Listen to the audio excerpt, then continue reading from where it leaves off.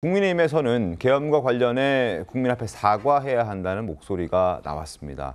신문 저희가 보여드리겠습니다. 조선일보 3면입니다. 자, 이기고 돌아왔다는 말 기억하시죠? 윤석열 전 대통령이 사저로 돌아오면서 했던 이야기입니다.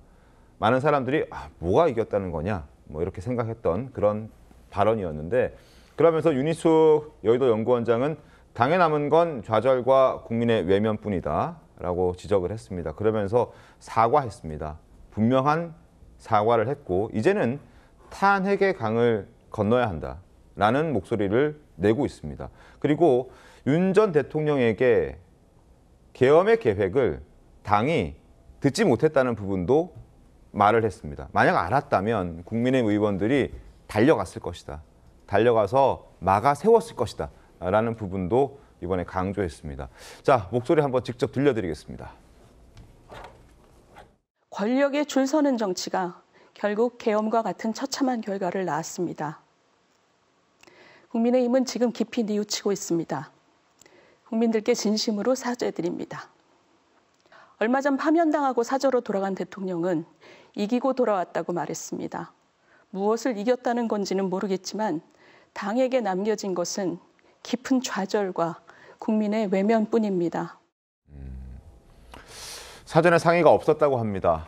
그러나 국민의힘 지도부는 방송을 접하고 난 이후에 저 발언에 대해서 부정한다거나 저 발언을 방송을 취소해야 한다 이런 주장을 하진 않았습니다. 그 얘기는 즉슨 당 지도부도 김광석 변호사님 어느 정도 지금 탄핵의 강을 건너야 하고 윤석열 전 대통령과의 관계를 잘 정리해야 된다라는 그런 분위기에는 동의한다라고 봐도 되겠죠?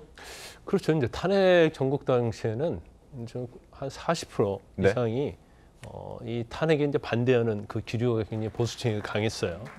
그렇지만 이제 파면됐지 않습니까?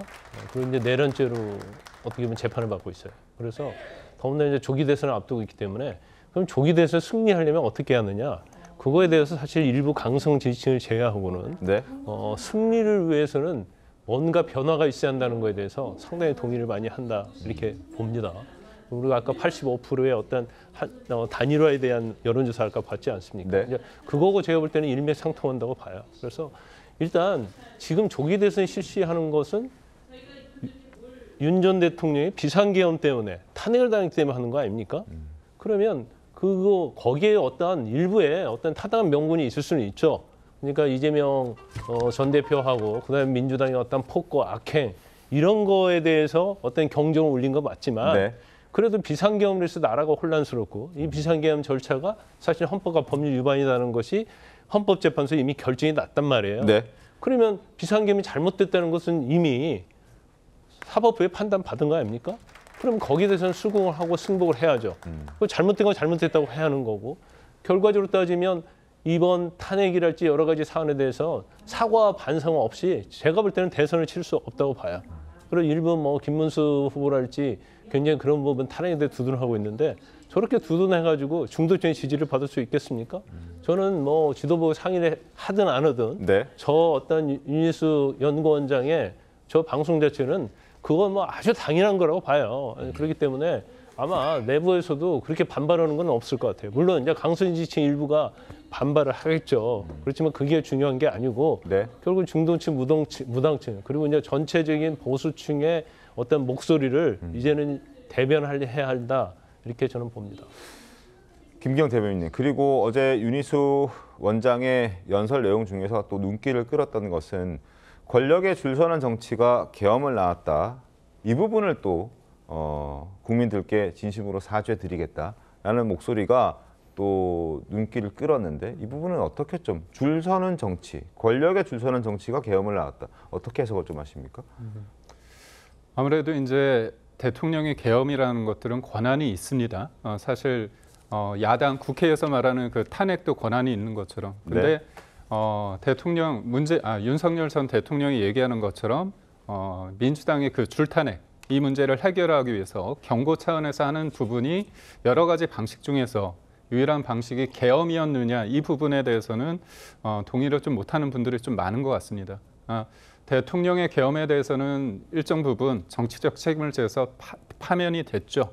그렇지만 이게 우리 국민의힘뿐만이 아니라 윤희숙 연구원장이 얘기한 게 일종의 그런 상황 속에서 고름이 찼다. 그래서 그 고름을 차는 데 있어서 그걸 해결하는 방식에 있어서 권력구도 개편이나 어떤 개헌 그런 얘기도 좀 나오지 않았습니까? 근데 저희는 뭐 이 시점에 있어서 민주당의 그런 줄타내기나 여러 가지 입법 독주에 대해서 지적하는 것보다는 여하튼 우리가 책임지는 자세로서 어떻게 보면 그 일방적인 그러니까 대통령 입장에서는 우리가 당내가 대통령실, 대통령의 권력에 조금 치우친 게 아닌가. 사실상 국민의힘의 어떤 당 대표가 만들어지는 리더십에 의해서 이준석 대표가 뭐 쫓겨나기도 하고 그런 상황에 대한 어떤 지적도 포함되어 있는 게 아닌가 싶습니다. 네, 줄 서는 정치가 계엄을 낳았다라는 부분 뭐 중의적으로 해석이 될 수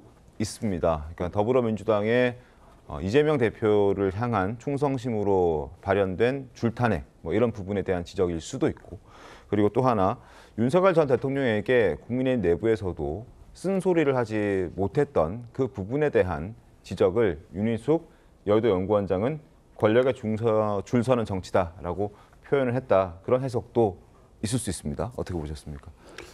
저는 진정성이 전혀 느껴지지 않습니다. 뭐 몇 마디 뭐 구구절절 옳은 말씀도 있고요. 그런데 지금 이 대선 경선 국면에서 국민의힘 주변에서 벌어지는 일을 좀 보십시오.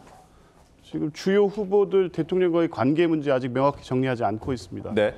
한동훈 후보 역시 비상계엄을 반대했고 탄핵에 찬성했다는 거기까지 자기의 정치적 자산만을 얘기하지 이것이 어떻게 잘못됐고 이것을 계기로 보수가 어떻게 가야 될지 윤석열 대통령과는 완벽하게 관계 정리를 해야 된다.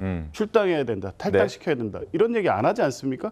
그 가운데 윤희석 이 여의도 연구소원장이 이런 방송 연설을 한다고 해서 이게 당의 입장으로 들리지 않고요. 저는 이 대선 국면에서 얄팍한 정치적 계산 이 이상도 아니라고 봅니다. 지금 탄핵의 강을 건너야 된다고 말씀하시는데 그렇게 건너서 탄핵의 강을 건너서 만나는 사람이 한덕수 대행이고 그분과 단일화를 해서 대선을 치르겠다고 하면 이게 탄핵의 강을 건너는 겁니까? 아직도 탄핵의 강에서 허우적대면서 아닌 것처럼 그냥 이중 플레이하는 거다. 어제 연설은 뭐 저는 그렇게 느껴졌습니다. 알겠습니다. 조기현 변호사님의 평가였습니다.